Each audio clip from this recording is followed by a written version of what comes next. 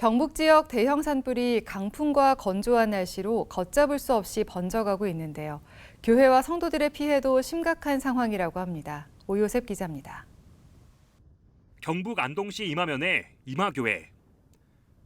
지난 25일 거센 바람을 타고 인근 야산에서 날아온 불덩이들이 교회 사택을 완전히 태워버렸습니다. 녹아버린 가전제품들과 무너져 내린 야외 화장실은 겨우 몸만 빠져나올 수 있었던 당시 심각했던 상황을 그대로 보여줍니다. 동시다발적으로 발생해 순식간에 번진 불길에 마을은 초토화됐고 안타까운 인명피해마저 발생했습니다.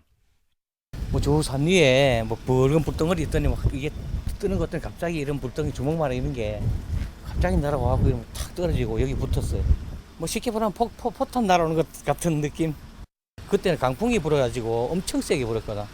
몸이 흔들릴 정도로. 그러니까 불 잡을 생각 자체를 못해. 안동 일직면의 운산교회는 살수 장비를 통해 가까스로 교회 피해를 막아낼 수 있었습니다. 하지만 안도감도 잠시 성도들의 주택이 전소됐다는 소식이 들리며 공동체의 아픔이 커졌습니다.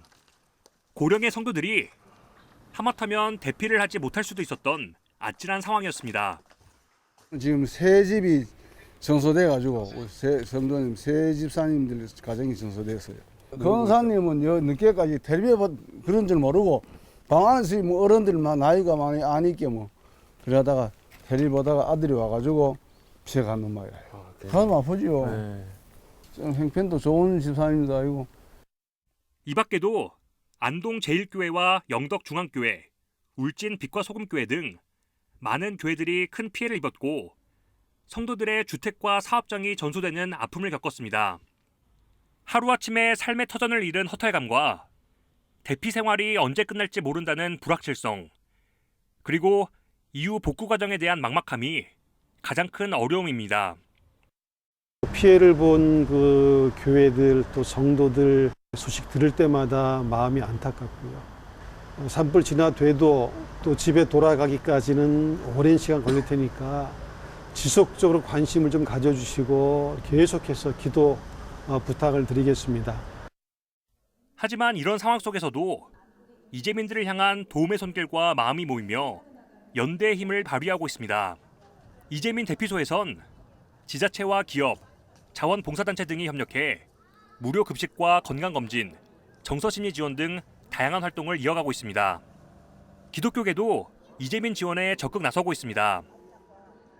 예장 합동총회 구제부는 이재민 대피소 현장을 방문해 이재민들이 하루빨리 안정된 생활로 돌아갈 수 있도록 체계적인 지원 활동을 약속했습니다. 물품이 오는 것만 와요. 네네. 골고루 와야 되거든요. 네네네. 삼시세끼를 다 여기서 먹고 자고 네네네네네. 씻고 네네네. 또 옷 갈아입고 그래야 되거든요. 네, 맞습니다. 사각지대가 있습니다. 네네네네.